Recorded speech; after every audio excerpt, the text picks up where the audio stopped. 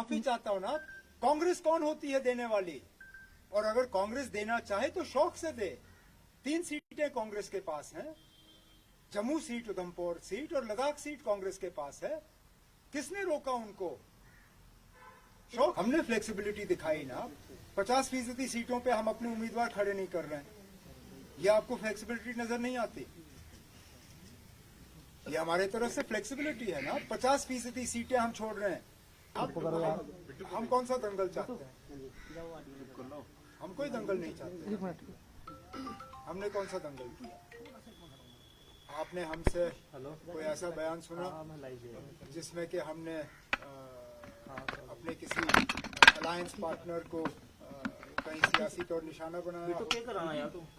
हमने तो नहीं किया ना। हम कोई दंगल चाहते हैं। हम अलायंस में शामिल हुए कुछ असूलों के लिए और हम उसूलों पे कायम हैं। हम कोई दंगल नहीं चाहते। हम चाहते हैं कि मिल बैठ के हम यहाँ इलेक्शन लड़ें और जो 3 सीटें अर्स्टवाइल जम्मू कश्मीर रियासत की बीजेपी के पास हैं, जम्मू, उधमपुर और लद्दाख, उन 3 सीटों पे इंडिया अलायंस की कामयाबी होनी चाहिए। तो ये जो कल से जो देखिए, फारूक साहब ने एक स्टेटमेंट दिया, उन्हें स्टेटमेंट एक चैनल को दिया। उन्होंने कहा कि मैं महबूबा जी से बात करना चाहता था कि मगर मैं अपना मोबाइल यहाँ पे कश्मीर में ही भूल गया। कांग्रेस भी ये कहती है कि ये वक्त नहीं था इसमें, क्योंकि जब मैंने आपसे यहाँ पे बात की थी, आपने उस दिन कहा था कि हमें इंडिया ब्लॉक इसलिए तार हो रहा है क्योंकि रिजिडिटी है कहीं ना कहीं वो चीज। तो क्या आपको नहीं लगता इस सिमत में भी हम कहाँ रिजिड हैं? अगर हम रिजिड होते हम 6 की 6 सीटों पे अपने उम्मीदवार खड़े करते, जिस तरह ममता बनर्जी ने किया। वो आपको दिखता नहीं है।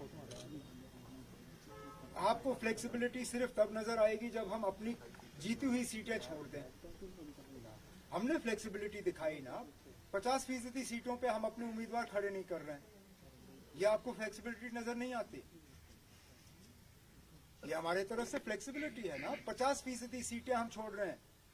मुझे इंडिया अलायंस का एक और कोई ऐसा रियासत दिखाइए ना जहां पे 50% जो है सीटों पे इस तरह का समझौता हुआ। 6 सीटों में से 3 सीटों पे हमने कहा है कि हम अपने उम्मीदवार खड़े नहीं करेंगे। ये आपको रिजिडिटी नजर आती है? इसमें कहां की रिजिडिटी है? और मुझे ये बताइए ना, किस रियासत में कांग्रेस का, इंडिया अलायंस का कोई एलाय उन्होंने अपनी जीती हुई सीट अलायंस के लिए छोड़ी हो? बताइए मुझे। वेस्ट बंगाल में तो ममता बनर्जी ने कांग्रेस की जीती हुई सीट कांग्रेस के लिए नहीं छोड़ी।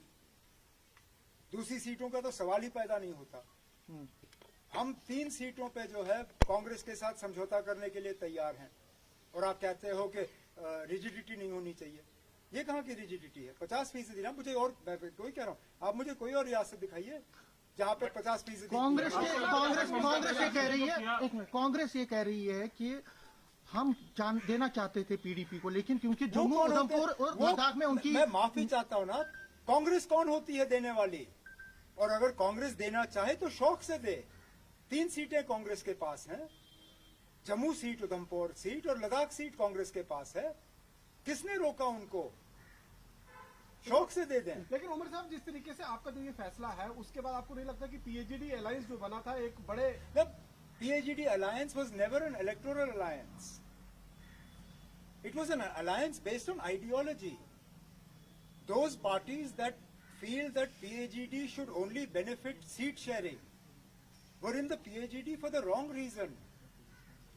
Neither PAGD nor India Alliance was just about seats for us. It was about an idea. It was about a goal. We stand to that goal. Those who feel that India Alliance or PAGD should only be about seats, this question is for them, not for us. We are committed to the ideas of both India Alliance and PAGD.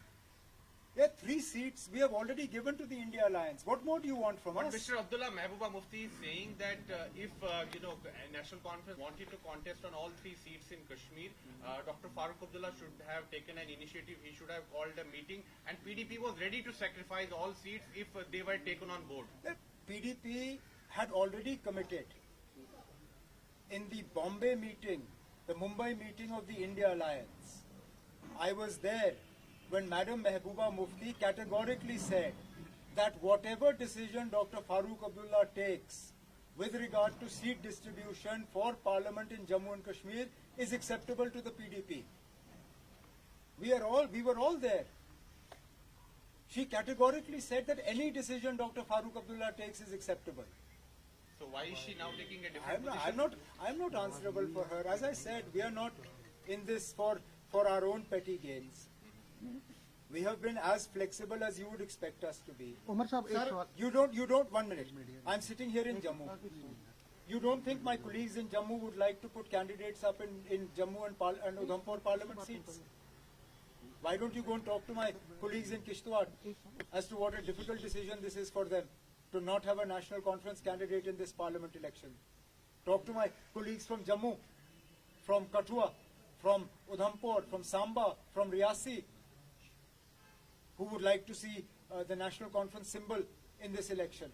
But this is not about just simple party politics. Are you yourself going to contest from Srinagar Lok Sabha seat? Sir India alliance आपको लगता है That's not for कमजोर हो you to रही है ask me, क्योंकि and nor is it for me sir to India announce alliance it. कमजोर हुई है। ममता बनर्जी ने सारी सीटों पर खुद लड़ा, इसके अलावा कई सारी और सियासी पार्टियां जो हैं वो भी अलग लड़ रही है। आइडिया ऑफ इंडिया जो है वो पूरी तरह से खत्म हो रहा है। नहीं ना, पूरी तरह से अगर खत्म होता तो शायद कहीं पे भी सीट शेयरिंग मुमकिन नहीं होती।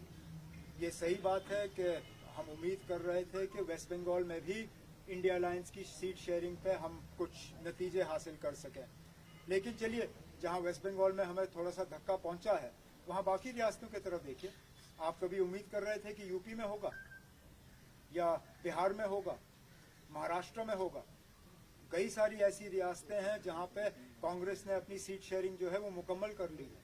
जम्मू कश्मीर में भी कांग्रेस के साथ हमारी बातचीत लगभग तय है। तो एक वेस्ट बंगाल में बेशक उम्मीद के जितनी हमें उम्मीद थी वो हमारी उम्मीद पूरी नहीं हुई, लेकिन मैं खुद कहता हूँ मुझे उम्मीद नहीं थी कि यूपी में होगा, लेकिन यूपी में उन्होंने कर दिया। मुझे डर था कि शायद बिहार में मुमकिन नहीं होगा या महाराष्ट्र में प्रॉब्लम होगी। आज उल्टा हाल देखिए, आपको आइडिया ऑफ इंडिया खतरे में नजर आती है, आपको एनडीए खतरे में क्यों नहीं नजर आती? आपका महाराष्ट्र का सीएम और डिप्टी सीएम दोनों दिल्ली भाग रहे हैं क्योंकि उनकी सीट शेयरिंग बीजेपी के साथ जो है वो हो नहीं रही है। अगर आइडिया ऑफ इंडिया खतरे में है तो एनडीए भी खतरे में है, वो भी आपको कहना चाहिए। सर कल जम्मू कश्मीर इलेक्शन कमीशन आने वाला है, क्या आप उनसे मिलेंगे और लोकसभा के साथ विधानसभा चुनाव की मांग करेंगे? मैं नहीं मिलूंगा, लेकिन मेरे पार्टी के जो लीडर हजरात हैं वो मिलेंगे। सदोत्रा साहब भी वहाँ पे होंगे, जम्मू के मेरे जो सूबाई सदर हैं वो होंगे, कश्मीर के भी हमारे 2 लीडर जिनमें सूबाई सदर शामिल हैं वो होंगे, और सकीना यत्तू साहिबा वो होंगी उस मीटिंग में। हमारी तो एक ही डिमांड है कि लोकसभा के साथ विधानसभा के इलेक्शन होने चाहिए। अगर जम्मू कश्मीर में लोकसभा के इलेक्शन हो सकते हैं तो विधानसभा के क्यों नहीं? कहीं बीजेपी को बचाने के लिए विधानसभा के इलेक्शन जो है वो पोस्टपोन किए जा रहे हैं, ये यहाँ के लोगों के साथ सरासर नाइंसाफी है। अगर हालात इस हद तक मौजू हैं कि आप लोकसभा के इलेक्शन करा सकते हो और वज़ीर आज़म साहब के श्रीनगर में आप मुलाजमों को लाके बड़ा बड़ा जलसा कर सकते हो, तो फिर यहाँ पे विधानसभा के भी इलेक्शन हो सकते हैं। सर क्योंकि उसमें 90 सीटें हैं, 90 सीटें हैं, इसमें 3 सीटें हैं, उस पर आप कॉम्प्रोमाइज नहीं कर पाए, एडजस्ट नहीं कर पाए, अकोमोडेट नहीं कर पाए पीडीपी को। क्या असेंबली इलेक्शंस आप इकट्ठे उनके साथ मिलके, क्योंकि आप कहते हैं कि बीजेपी आपकी एनिमी है। मैंने कांग्रेस को, जब हमारी बातचीत चल रही थी, कांग्रेस को साफ तौर पे हमने कहा कि इस इलेक्शन में पीडीपी को इन 3 सीटों पे एडजस्ट करना मुश्किल होगा क्योंकि गुंजाइश कम है। लेकिन अगर पार्लियामेंट में उन्होंने सही मतलब उनका रोल अच्छा रहा और उन्होंने 6 की 6 सीटों पे इंडिया अलायंस की मदद की, तो ज़रूर उनके साथ आगे जाके एक साथ काम करने के लिए हम दरवाजा खुला रखेंगे। मतलब आप देखेंगे कि कितने वोट लेते हैं या कितना वो कंट्रीब्यूट करते हैं इंडिया ब्लॉक को। जाहिर सी बात। उमर साहब क्या लगता है कि जो एनडीए जिस तरह से चुनाव लड़ रही है, अगर इंडिया अलायंस की बात की जाए, चेहरा नहीं होने का नुकसान यहाँ हो रहा है, कोई पीएम फेस होगा तो ज्यादा बेटर परफॉर्म कर पाएंगे? क्या 2004 में पीएम फेस था जब अडवाणी जी हार गए, 2004 था ना? नहीं ना, अडवाणी जी का 2004 में हारे। 4 में 9 में Advani ji prime ministerial candidate थे, नहीं जीत पाए।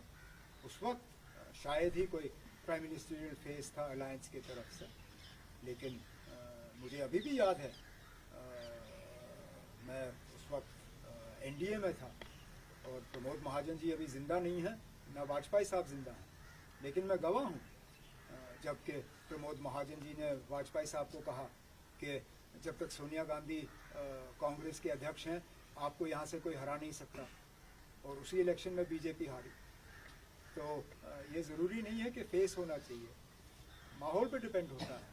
अब आगे जाके वोट के टाइम पे माहौल क्या होगा देखना होगा, लेकिन जाहिर सी बात है कि बीजेपी अपने आप में इतनी कॉन्फिडेंट है नहीं तो इस तरह मजहब का इस्तेमाल करना नहीं पड़ता। वो तो 400 सीटें क्लेम कर रहे हैं। तो क्लेम तो मैं भी कह रहा हूँ कि हम 6 की 6 सीटें जीतेंगे यहाँ से।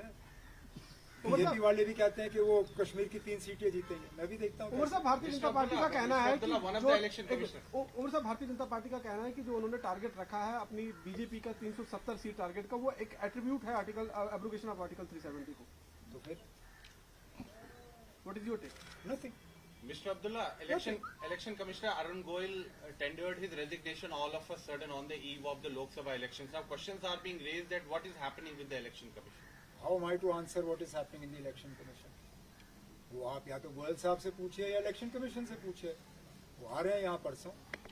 अगर इस तरह आपके साथ बैठेंगे तो पूछिए क्या हो रहा है।